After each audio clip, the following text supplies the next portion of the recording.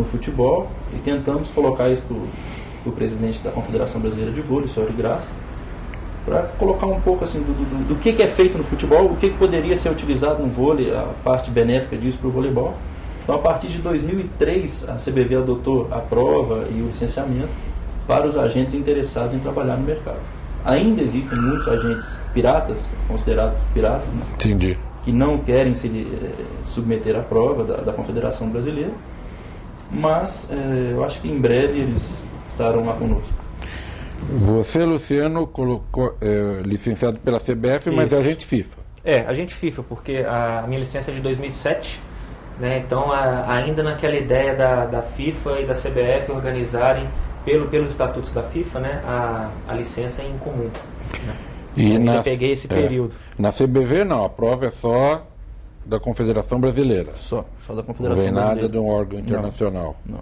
Você tem que estudar as normas da Federação Internacional, mas a prova é somente aqui da Confederação Brasileira. Fala, eu não ia falar sobre isso. Isso é interessante porque em 2004, quando a gente concluiu esse procedimento normativo junto do presidente da Confederação Brasileira de Vôlei, o Dr. de Graça, que é um visionário, ele viu que os jogadores, fatalmente, 99% se apresentavam para negociar junto de um representante. E esses representantes começaram a controlar o mercado de uma certa forma, né? 5, 6 pessoas com um certo grupo significativo de atletas. Então ele viu que teria que trazer essas pessoas para junto da confederação, né? Porque, de certa forma, eles interferiam diretamente no resultado das negociações, dos contratos e da prática do voleibol. E aí, quando foi criada aqui em 2004 a regulamentação dos agentes CBV, a Federação Internacional de imediato já puxou essa ideia para ela, né, fugindo um pouquinho daquela ideia piramidal, né, que a Federação Internacional cria a norma e estatutariamente as organizações nacionais têm que obedecer à norma. Fugiu um pouquinho disso. A CBV criou e a Federação Internacional puxou para ela. Até hoje está em estudo, né, a criação do agente internacional de voleibol. E vocês advogam também, ou representam mais atletas ou clubes também?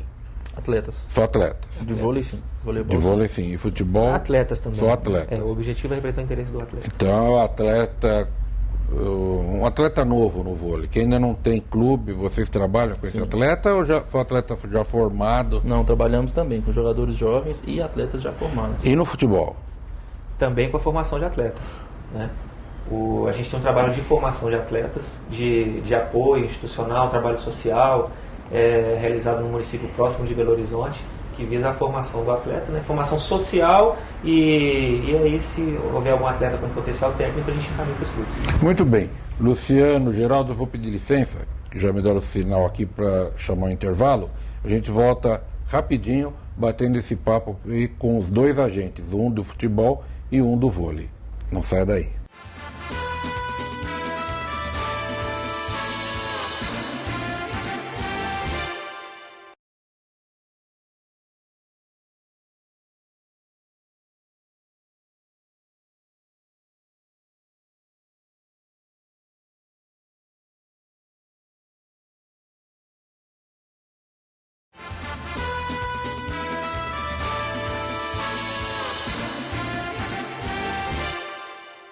Estamos de volta com o Direito Desportivo em Debate, hoje recebendo o Luciano Guerra e o Geraldo Maciel, que são agentes de atletas de futebol e de vôlei. Eu vou de novo começar aqui pelo vôlei, que no futebol a mídia divulga quantos jogadores ganham. Por exemplo, Ronaldinho Gaúcho no Flamengo, Neymar no Santos, são valores aí altíssimos, né? No vôlei, sem dizer nomes, evidentemente, é o nome, um atleta assim que seria o Ronaldinho ou o Neymar do vôlei hoje, assim, quanto ganha? Hoje a realidade no Brasil mudou bastante. Hoje nós temos os principais jogadores brasileiros jogando aqui dentro do nosso país. Para isso, muito investimento teve que ser feito. Então, eu acredito, eu não posso afirmar isso com certeza, mas que jogadores hoje comparados a Neymar e Ronaldinho Gaúcho ganham mais de 1 milhão por temporada. Temporada o quê? Um ano? Um ano. 12 então meses. Dá menos de 100 mil reais por mês. Aproximadamente. Eu não posso dar certeza absoluta, claro. Era só para ter uma ideia, porque eu fico imaginando que o público fica pensando, mas se é um negócio tão profissional, quer dizer, Depende com quem você compara. Compara com 500 mil de um, 1 milhão de outro, é pouco. Mas se comparar com o salário mínimo... Com a realidade do Brasil, do profissional normal no Brasil... É bastante, né? Porque, apesar que as pessoas falam, nossa, como é que atleta ganha tanto? O cara não trabalha, só aquilo é brincadeira. É que não sabe que o esporte profissional não é uma brincadeira, né? O alto rendimento, ele exige muito, fisicamente e psicologicamente do atleta, né?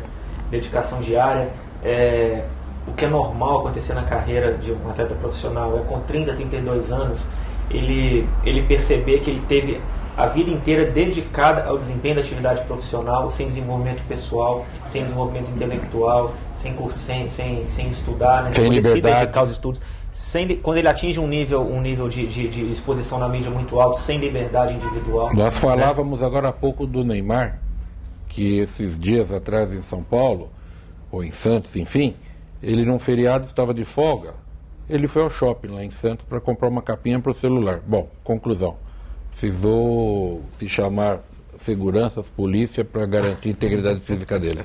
Porque ele não se deu conta, ele é um menino, né? 19 anos, vou até o shopping comprar uma capinha para o meu celular. Ele viu todos os amigos dele fazendo isso? Fazendo isso, ele quis fazer também. Aí ele se deu conta que ele não é uma pessoa normal. Ele tem outro tipo... E isso pesa. Parece que não, mas pesa. Pesa muito, pesa muito. Aqui em Belo Horizonte há alguns jogadores que, quando eles querem ir ao cinema com as famílias, eles já têm um contato com a diretoria e tudo. É só depois que já está aberto o trailer, né, que a sala já está escura, que eles entram pela porta de trás da sala para poder assistir uma sessão normal. Eu tenho uma amiga psicanalista e ela trabalha com um grande atleta. E ela me contou esses dias que quando ele vai no consultório dela, ele vai com touca, disfarçado, com jaquetão, e coloca o carro na garagem, o prédio onde ela tem o consultório, põe o carro na garagem, tem que pegar e entrar pela rua, não tem como subir da garagem do prédio. Esse pequeno trajeto ele tem medo que seja reconhecido, no elevador ele entra, fica de cabeça baixa, até as pessoas acham bem estranho. Ela falou que já aconteceu de gente falar, nossa, eu fiquei preocupado, aquele rapaz entrou aí no seu consultório. Não, é meu paciente. Porque ele não pode se expor.